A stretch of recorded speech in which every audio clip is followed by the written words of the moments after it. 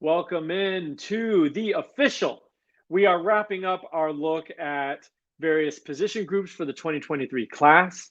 We have looked at quarterbacks, running backs, and wide receivers, talked about our top 10 over at Campus to Canton, talked about a few deep sleepers, brought those up every single week for the last 3 weeks, and now we are rounding out with tight ends. This should be a really interesting conversation. A lot of us are kind of really digging into tight ends as a position, as a prospect group for the first time because most people in our C2C world don't pay too much attention to tight ends. I'll be honest, and polling enough people, talking to enough people, it's the very top guys. Sure, we'll take them to 5-star, whatever, but no one really does a detailed view of tight ends that I've talked to. So this should be a very interesting conversation. We're all learning together, and we all have our different approaches to what we like at this position. It's a very unique position in the game of football and an evolving one. So I think it'll be a really good conversation. Thanks for sticking with us. This is The Official.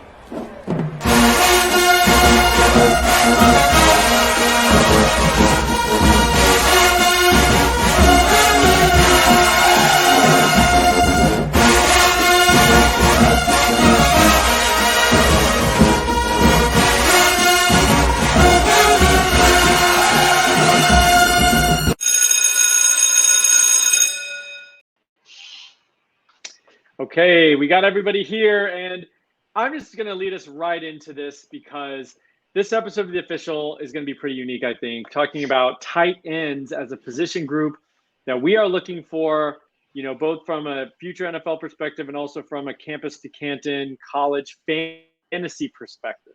And I'll be honest, there's not a lot of lists that talk about tight ends, and there's a lot of people I've talked to in our sphere. And everyone just goes, I don't know about tight ends like Deuce Robinson and the rest. So I think it's a position group that is still a little bit of a wild, wild west in terms of consensus for sure, and who's really good and what are we looking for. So before we get started, I will mention, visit campus2canton.com for all your recruiting, college fantasy football, wagering season is coming up with the bowls coming up as they're going to be announced. So we're going to have everything for you at various different tiers of membership, $2.99 at the very lowest, all the way up to $7.99, depending on what kind of content you'd like to see. But this official, of course, is free, where we talk about college prospects as recruits. So David, Matt, after that preamble, I want to kick it to you guys as we've dug into tight ends. And honestly, at our company, we're kind of some of the only ones that have really graded tight ends. One new grade changes the whole top 10, as we'll talk in a minute. So we've done this. What are you guys looking for in a tight end? It is kind of a hybrid position, right? I mean, we want a guy like a receiver, like Kyle Pitts, but teams want blockers. That does matter, getting on the field. So what's been your process like as you've opened up this 2023 class? Matt, I'll just go first with you. You were an offensive lineman in high school, so you might have a little better perspective. Yeah, so, I mean, at least for fantasy purposes, I really don't take blocking that much into account. Obviously, it matters a bit to get them onto the field, something coaches want. Real-world football, it definitely matters. But in terms of, fantasy upside, not really. You just need to, pass the requisite of enough to, at least satisfy the coaches to get you on the field. Fair enough. So blocking not that important to a big wide receiver guy. Speaking of which, this has got to be just like a treasure trove of huge wide receivers because most of these guys line up as wide receiver in high school. Yeah. David, what have you done? I know we've talked a little bit about being a little bit like shrug emoji. I don't know what I'm looking for. What have you settled on for yourself here as you've dug in? Yeah, I don't have some great process for scouting tight ends at the moment, but I think like with a lot of these athletes in general, the first thing I look at is their movement and how fluid they are in general. I think then we're looking for athletic data, size data. We're studying their bodies to see how big their frames are, to see how big they can possibly get.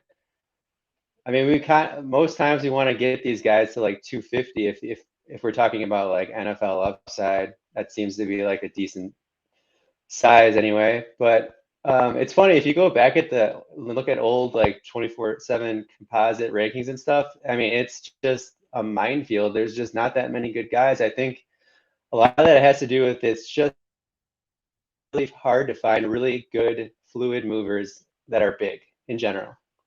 So I think that's one of the issues. But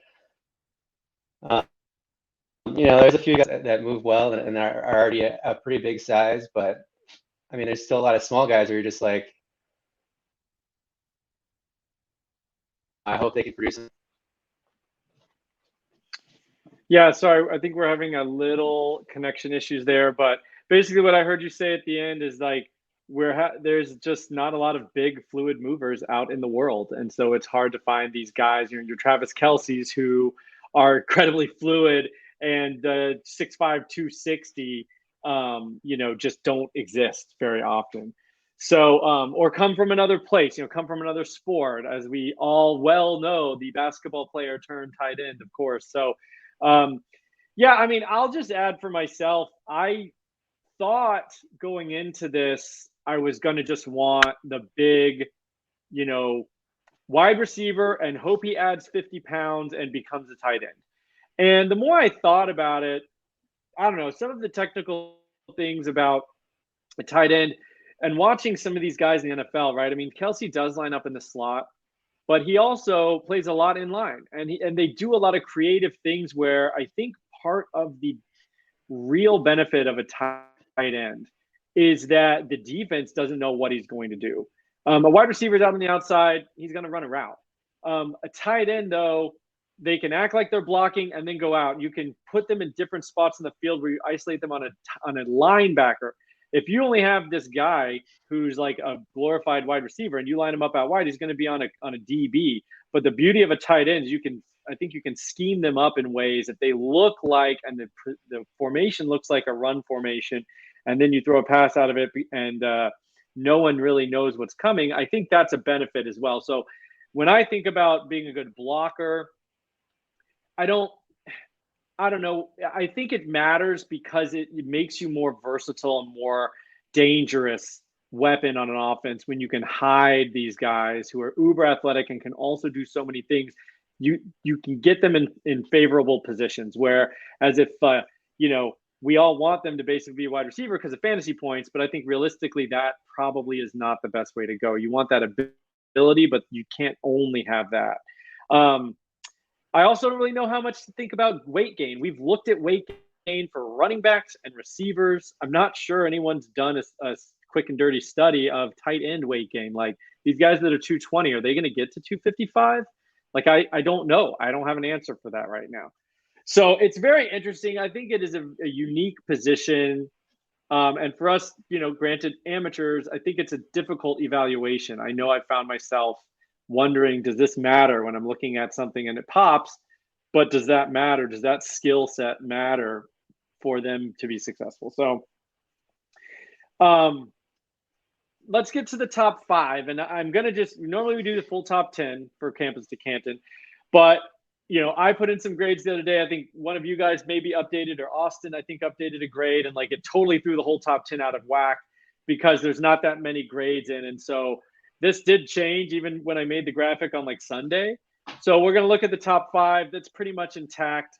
The rest of the top 10, we may just riff and talk about some interesting players.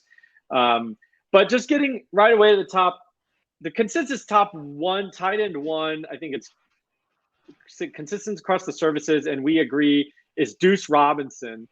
6'6", I think he's already 220. I know David saw him live. We've talked to David about him before, but I'm going to throw it to Matt. What do you see about Deuce, and what do you like about Deuce? I know you've told me a few times that you agree he should be TE1. Yeah, for me, I mean, it's he's one of those rare players where, like, the data lines up exactly with all the services, and it's just hitting like a trifecta there. He's the services number 1. He's the most athletic tight end in the class. He's the most productive tight end in the class. So it just feels like, all the stars aligned there. He's just a really high-end receiver just in general. He is a willing blocker. He doesn't really do much inline work. I don't really see him Didn't really see him in line much, but he does, block well on the outside against corners that, are half his size. But still, Yeah, he's at least doing, his job there. Yeah, let's take a quick look. We'll roll it. You keep talking. Okay. Yeah, here he is returning a punt, which is something you definitely like to see out of That's a crazy tight for a end. tight end. Yeah. He's very good after the catch. We've clocked him at over 21 miles per hour at 6'6", 230. He has a huge wingspan. He's also a really high-end baseball prospect too. With potential MLB upside. So he's just such an athletic specimen. He's a good receiver. There's just not much to not like, really. Yeah, you said it great. I agree. There wasn't a lot of hand in the dirt work for him. There wasn't a lot of nasty blocking, and I'll talk as we go on a little bit about my thoughts there, and I mentioned it before, but we'll see. He's taking advantage of these corners. If he's asked to block an edge, will he even be asked to block an edge? Like, maybe not. Maybe he just basically is a giant slot. I mean, you have How thoughts many there? Like, I'll what? ask you this, though. How many guys in the top 10, our top 10 here, do you think can block an edge right now? Well, I would say one or two that I feel pretty good about. Exactly. Yeah. So yeah, I mean, it's tough. I don't know how these guys develop. I mean, I would love to talk to like a tight ends coach and say, what do you do when you see these guys come in out of high school and all their tape is, wide receiver work? How do you mold them? It would be interesting to see. So number 2, I'll bring him up here again, but it's Andrew Rappleyea for Penn State. Now, this guy I really, really like myself. I think everybody kind of agrees. When I mentioned his name the other day, I know Matt and David both chimed in like, yeah, we've looked at him. He's pretty high for us. He's my tight end one. And part of it's because he's so well-rounded. I see everything I could possibly ask for in a tight end. Not as freaky a size speed as like a Deuce Robinson, who's, like you said, 6'6", 230, runs 21 miles an hour. But Rappleyea just looks like a great athlete. He looks explosive in short area. The long speed may not quite be there, but that doesn't worry me that much. And then we probably won't see it on these highlights I'm about to run, but he can crash down an end. I mean, he can line up on the outside of a. There's a block. There's a block on it. Oh, okay. I mean, he is tenacious, and so I just think he's a guy. He's 6'5", 220, I think, right now. So he'll have to put on some weight, but I think he can. And he's going to Penn State, which is just like awesome for a tight end prospect. But yeah, David, why don't you walk us through what you like about Rappleyea as I run this?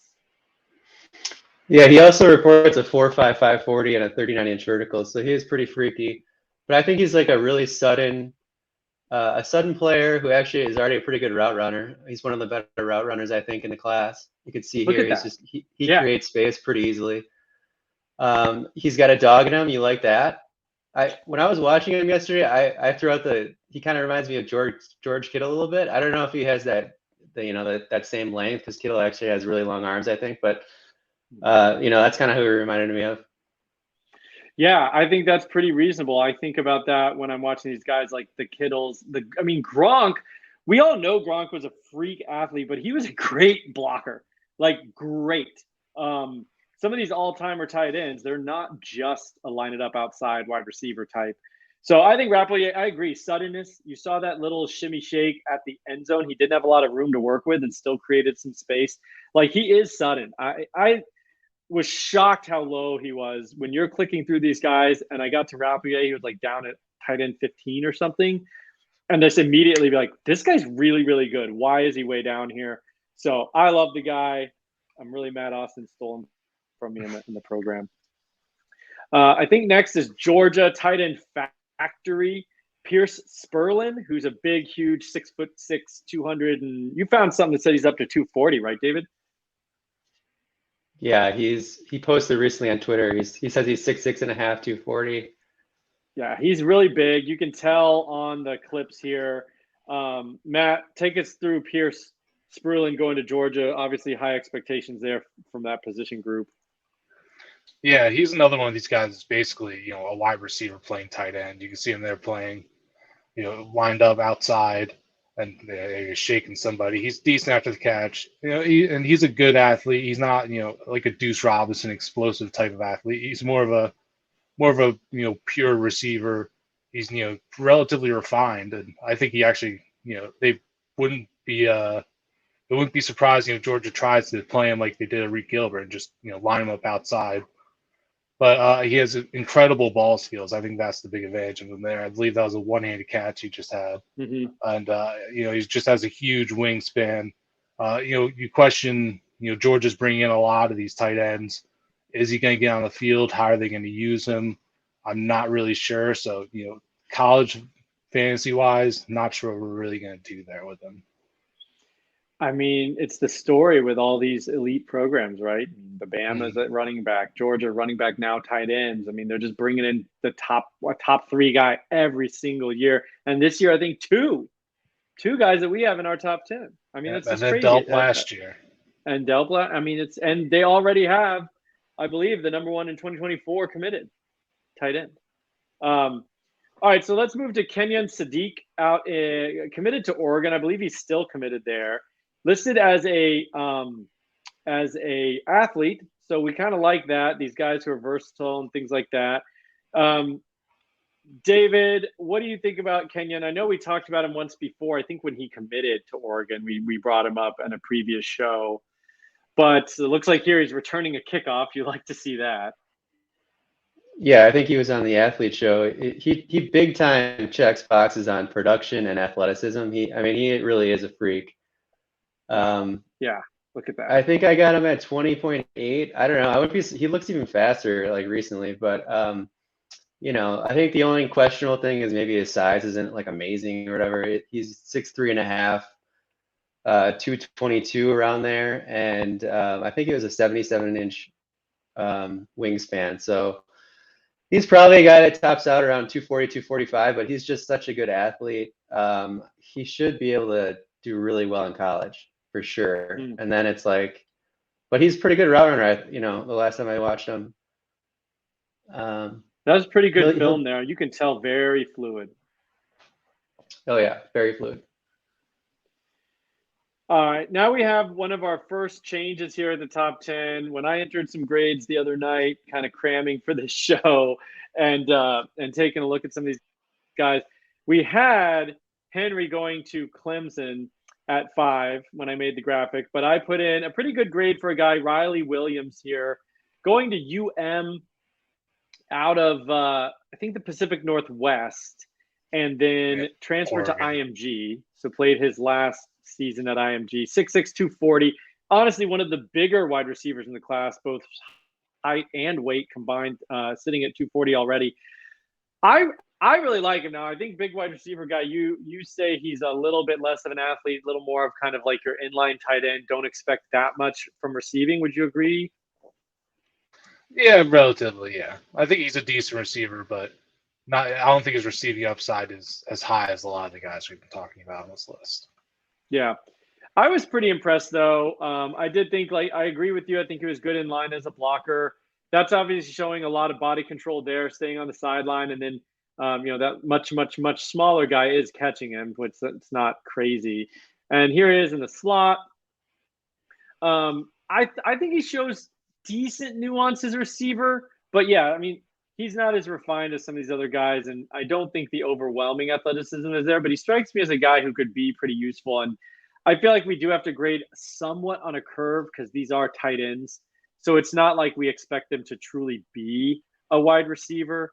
But can they get open and can they create some space? And he's big enough to win contested balls and things like that. He lined up a whole lot as a receiver. Like his tape is not all inline, slot, outside, all that stuff. But it is different when you're 6'6", 240 lining up against a 5'6", 140-pound. You have 100. I mean, I guarantee you, he lined up on guys he had 100 pounds on in high school, and so that's going to be much different than an SEC or ACC cornerback. But we'll see. I kind of like him a bit. I ended up giving him a pretty high grade myself, and that's Riley Williams going to UM.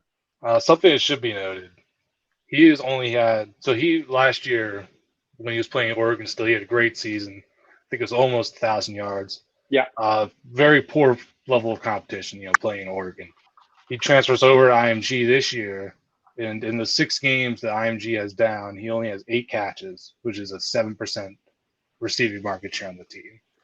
Which is not good. Their backup tight end also had 8 catches, who's also another freak athlete tight end, but yeah, still, that's not good. I've had a hard time putting a lot of stock into any IMG stats though, because like they divide everyone up among 3 different teams, and like they're always changing what team you're on. I don't know. I just feel like guys go there and like nobody dominates at IMG. I don't know if they just shuttle guys in and out of the lineup a lot.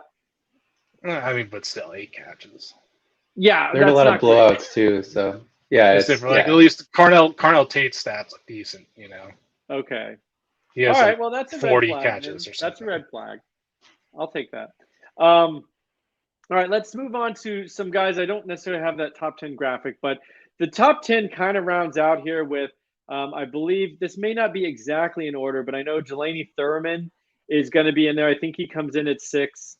I like him quite a bit. He was one of the guys when you asked me, who do you think could kind of take on an edge on the outside and steal an edge inside? I think Thurman's one of those who could do that. He shows some good blocking, and along with Rappleyea, those are the 2 guys I'd feel most confident about right now to be able to really do that. I think he's athletic too. He's got some really nice basketball highlights. Thurman does, throwing some down. He's from the Atlanta area and headed to Ohio State. So, David, take me through this. He's number 33 for you guys to look at him.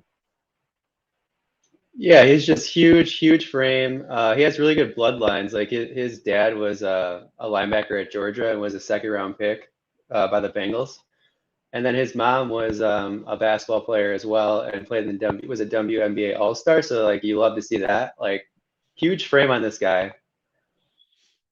He's 6'6". He's got a 6'11" wingspan. He's a pretty good. You see, he's a good mover here. He's got enough speed. Explosive guy. And like I said, he already has pretty good blocking. He has like a full 3-minute video on his huddle. It's titled "Dog," and it's just him blocking for 3 minutes. I love that. Just simply dog. So yeah, I mean, you gotta love that. Like Ohio State does pretty well. I don't know. It's weird because now they're. Seems like Matt, you can probably talk to this more about how they're using Stover a lot this year. It seems like tight ends sometimes produce, sometimes they don't. I don't know because they always have such good wide receivers, but he'll develop well there regardless, and he'll definitely be on the NFL radar. Yeah, up until this year, Ohio State really hasn't done anything with their tight ends really, in production wise. Will that continue? With Thurman coming in, maybe. I'm not sure, but especially with Ryan Day, what's going on now, there might be some changes coming in with the offense at the very minimum. So who knows, really? Yeah, but I do like Jelani, though. Very good player. Yeah, he really kind of popped for me. And I was telling you guys in this chat, I think I don't normally say this for other position groups, but I think for tight ends, I do like guys with that dog in them. So you got to love that clip that he's got where he just titled it "Dog." Bonus points for Jelani Thurman there. Let's move to Lawson Lucky, the other top 10 recruit tight end going to Georgia. We've talked about him a little bit slider frame, or not slider frame, but maybe a shorter, in that Brock Bowers mold. But I was told not Brock Bowers. Do not think that, because Brock Bowers is a total freak, unicorn, but maybe does a little of those things that Brock Bowers can do in that offense, just not as maybe not as explosively or as athletically gifted, but kind of like that. Matt, do you like that here? We've talked about his flexibility. I think that's on display pretty easily. Yeah, he's a really good after the catch player, just with the ball in his hands. He moves very fluidly laterally. He can get open. He's a physical blocker. Yeah, there he is, dog. He's just a really well-rounded player. He's going to be able to kind of do it all for them. Just again, the whole Georgia thing, like, is he better than Pierce? Did they find a way to get them both on field? Even this year, Georgia didn't really, Darnell Washington wasn't really a starting caliber CFF tight end still, even with how they're doing their offense. So there's only going to be one guy. Just pick your guy and bet on him, really, between Delp, Lucky, and Spurlin. Yeah, I mean, I will say, I think they got 3 on the field. I think they had some what is it, 13, where you have 3 tight ends going, and it was Delp even got some run this year. Bowers obviously and Washington. So he may see the field, but in terms of CFF production, I agree that's tricky. Olsen Henry, I believe, is going to. He's not Stanford. Clemson. Okay. So Olsen Henry here. I don't really know much about him. Jump in, whoever wants to talk about Olsen Henry. That's a nice catch, though. I think you'd like him. He's definitely got some dog in him. He's a really aggressive receiver. He's kind of. I don't know, David. Do you have his size by hand? I think he's. He posted on Twitter not too long. I think he's around 220, and he's 6'3", 6'4", somewhere in there. Okay, so he's last I checked, I thought he was like 210 or 205. Yeah, he's a straight up converted wide receiver. Mm-hmm. Not really going to see any inline blocking stuff or anything like that. But he's a great contested guy. You can go up and get it, decent after the catch. But he's going to Clemson ultimately, so who knows how productive he'll be there. I'm still banking on Cade Klubnik to be pretty good, but we shall see. That Not exciting offense. It's tough right now. It's very tough. Yeah. And then David Walker Lyons, we like him, but he may have a delay when we see him on the college football field. I think he's going to take a Mormon mission. Just decommitted from Stanford, though. Hard to blame with David Shaw going out, and who knows what's going on in Stanford. But Walker Lyons, wherever he lands up, I think will be a good player whenever he shows up and wherever he winds up. But take us through what you see with Walker Lyons here. Dog. Yeah, Walker's just an all-around really good Look at that player. He's fluid. Yeah, he's aggressive blocker. Good hands. Bad to say about him, honestly, except for the fact that he's not going to be playing for a few years. He just visited. Quick, I think he's going to. He's got quickness. I think he's probably going to go to USC. He just visited USC for the Notre Dame game, and I think that's why he decommitted from Stanford. So maybe he'll go there in 3 years. Yeah, that was some pretty good clips, though, for Walker Lyons. Yeah, he's definitely got some explosion there, and he's a bigger guy. All right, so then we're going to talk about we did 10 tight ends for y'all. I think that's probably as deep as most places will go, at least in a fantasy context. We have 2 more deeper dives for you. I'll add a third, and then we're going to wrap it up. So not quite as deep as we do for some of the other positions, but it's tight end, and it's harder to find some guys you're really excited about. But we got 2, we got 3 we really like. I actually have one extra one if I can add it. Yeah. A bonus. Okay. Well, walk us through Javonte Vereen. He's committed to, I think it is NC State. Yep. 6'4", so you like that. 209, you don't like that too much, but hopefully he can grow into his frame. I think On 3 might have him listed heavier. I think, or at least one of the sites do. A little bit heavier. Yeah, I usually get up 24/7, and I am trying to train myself to go to On 3 because I think you guys both agree they're kind of the most up to date. But take us through what you like about Vereen. I'll roll his tape here. Yeah, he's definitely skinny though, and he's going to need to add a lot of weight still. But he's a really long, explosive athlete. I believe he reports a 4.6, and he has a good vertical jump as well. I can't recall off the top of my head. But outside of that, you can see it on the field. He's an explosive athlete. He can go up and get the ball. He's good after the catch. There's really not that much to not like other than the lack of blocking, which is that's going to be a concern with almost all these guys except for those few that we talked about. So he's going to have to do some work there, but I think he has a high upside. I do like that. He's very slick in the open field. Looks like some big time yak stuff. Hopefully he keeps that burst with 30, 40 more pounds. Hopefully, we'll see. David, here's the guy. I made this graphic even before you said this is my deep dive because I knew there was only one guy for you. That's Kamorian Pimpton. He's going to Vandy. He's got this recruiting picture, with the cowboy hat and the guitar. You love to see it. It's like some great recruiting stuff by Vandy there. 6'6", 220. That's great starting point. 17 receiving touchdowns this year. I think almost 1,000 yards. Really exciting dude. Tell us what you like about him as I roll the tape here. The first thing is his catch radius is insane. He's got to have, I don't know what his wingspan is. It's got to be nearly 7 feet, I would think. And he's got really good body control. Like I think this will translate a lot of these jump balls. He's got really good hands. He's got sticky hands, and he's actually a pretty good mover. I think maybe he's not particularly fast, but I don't know. Given how big he is, he's just kind of always open. Just throw it up to him. That's the hope anyway. He initially came on my radar like over a year ago because I was going through a bunch of shot put data. He had nearly a 55-foot shot put, so I'm like, okay, this guy. I mean, he's definitely got some big time functional strength. But then I looked at him, and he didn't really have the production at that point. But this year, I mean, like he's a pure senior breakout where he's just going nuts against good competition. Like his strength of schedule is like 30 in Texas.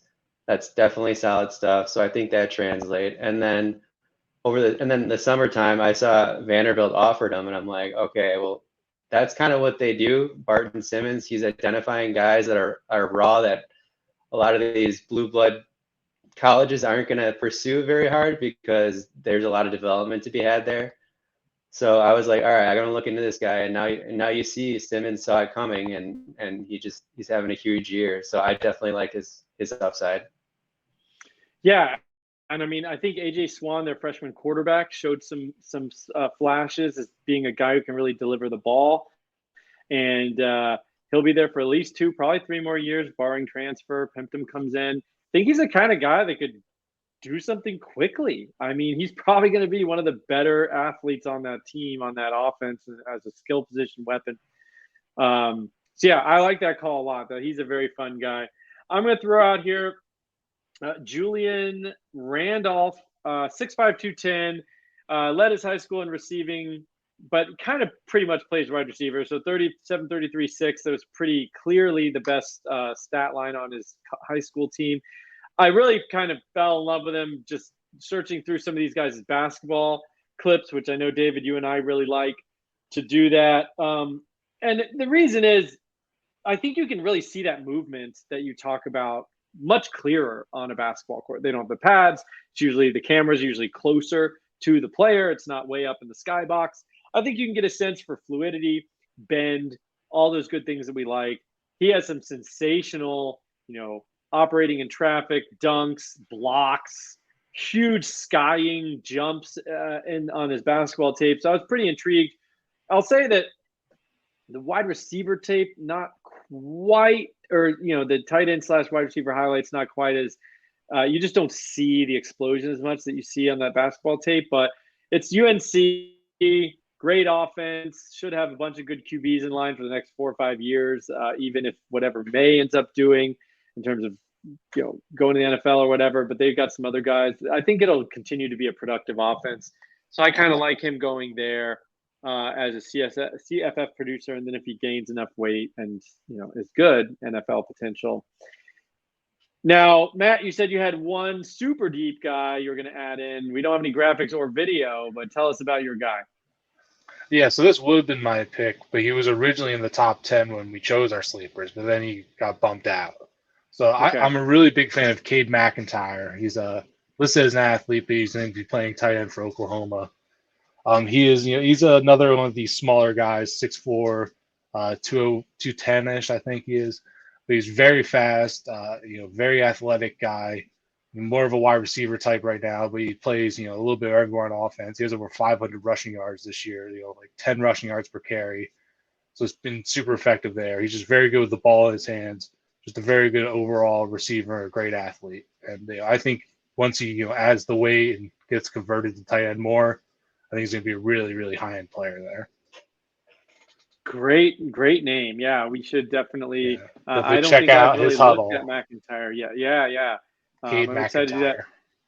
I do love the rushing yards, and you see it across college, but you've really seen it in the NFL this year.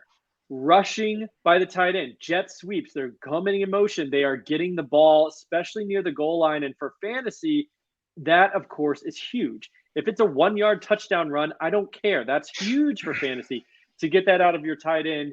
In addition to, frankly, we're all hoping for like 3 for 45 from our tight end, unless it's Travis Kelce. And if you can get guys that do have that ability to be flexible and take some end rounds, things like that, very cool. And I feel like the NFL is really getting into that, both tight ends rushing the ball, receivers rushing the ball. So I think that versatility at all levels of football is big. And it may not be a lot, but like, hey, if you look at the final, list of fantasy producers, if there's 2 guys that have the same receiving line, but one guy's got even like 7 for 75 and 2 touchdowns on the season or something on the ground, that's going to make them much, much higher ranked because, the margin is so thin. Anything you can get that's different than the traditional just a receiver or whatever is huge. So I love that. I love that McIntyre pick. That's a good one. That's tight ends for you, everybody. And we're going to, like we said, this is fluid. We've talked about how a couple grades will change that top 10. It'll keep changing as the offseason goes on. I think I can speak for everybody. Tight ends is probably like the last position groups we'll really latch onto. So we're all still working a lot through quarterbacks, running backs, receivers. But at least the 3 of us, and I think everybody else at Campus to Canton, is going to give good thought to tight ends. We've talked about it a lot in our Slack. And I, for one, think this is an edge.